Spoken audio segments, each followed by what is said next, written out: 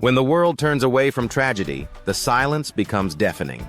According to The Guardian, Nigeria, and Reuters, on the night of June 13, 2025, armed attackers stormed the peaceful community of Yelwata in Benue State, central Nigeria, leaving behind a trail of horror. At least 45 people killed, many more feared dead, and entire families wiped out as houses were set ablaze with people trapped inside. Many of the victims were already displaced, seeking shelter after fleeing earlier violence. But in Benue, there seems to be nowhere left to hide. This massacre, as cited by The Guardian Nigeria, was not an isolated event.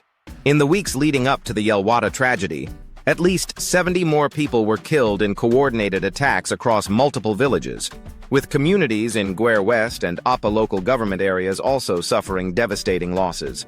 Before we continue, let's watch a brief 27-second clip from News Central TV, recorded in Benue State. Here, Commissioner of Police Emenari Ifeanyi addresses the media about the Yelwata massacre. All rights to this footage belong to News Central TV, and it is included here for informational and commentary purposes. Watch now.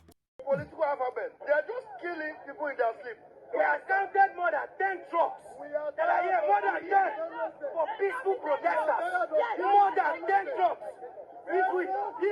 If we count more than 15 trucks here for peaceful protesters, and these people cannot mobilize and go down to where they are fighting, it is pitiful. It is disgraceful. The governor. The Associated Press reports that these incidents follow a deadly pattern.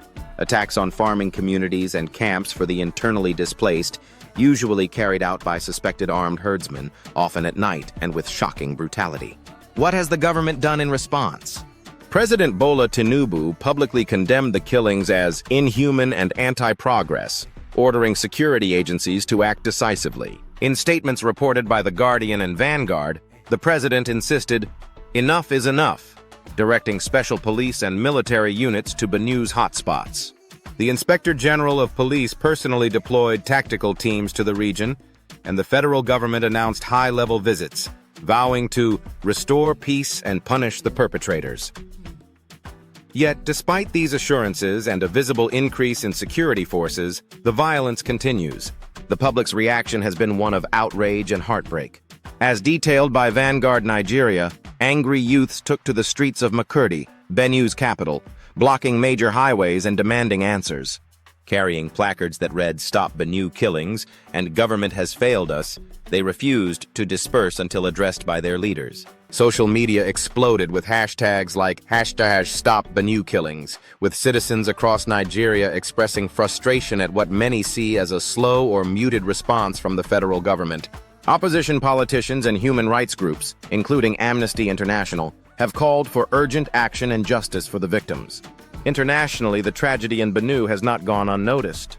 The Pope, in a heartfelt address from Rome, described the massacre as terrible and called for prayers and international attention. Reuters, BBC, and Al Jazeera all reported on the unfolding crisis, with Amnesty International demanding the Nigerian government end what it described as almost daily bloodshed. But why is this happening? And why has it proven so difficult to stop? Benue State sits in Nigeria's so-called Middle Belt, a region marked by deep tensions between nomadic herders and settled farmers. As explained by analysts in Al Jazeera and The Guardian, disputes over land and water, made worse by climate pressures and population growth, often turn deadly. The conflict has taken on ethnic and religious dimensions, with the largely Christian farming communities in Benue clashing with mostly Muslim Fulani herders. Decades of weak security, poor governance, and cycles of reprisal attacks have left communities vulnerable. Local laws meant to ban open grazing of cattle, once strictly enforced, are now seen by some residents as poorly implemented or ignored, further fueling the crisis.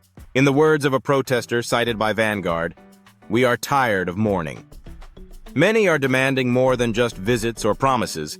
They want lasting solutions. This means not only arresting killers, but also addressing the deeper causes: fair land use, justice for all, and real dialogue between communities. As President Tinubu faces growing pressure to act, the world is watching. Will his government find the resolve to break the cycle of violence and deliver peace to Benue and beyond? Or will more communities fall silent, victims of a conflict that too often goes ignored? Thank you for watching. If you found this video important, please subscribe for more updates on critical issues across Africa. What do you think it will take to stop the killings in Benue State? Let us know your thoughts in the comments. Your voice matters.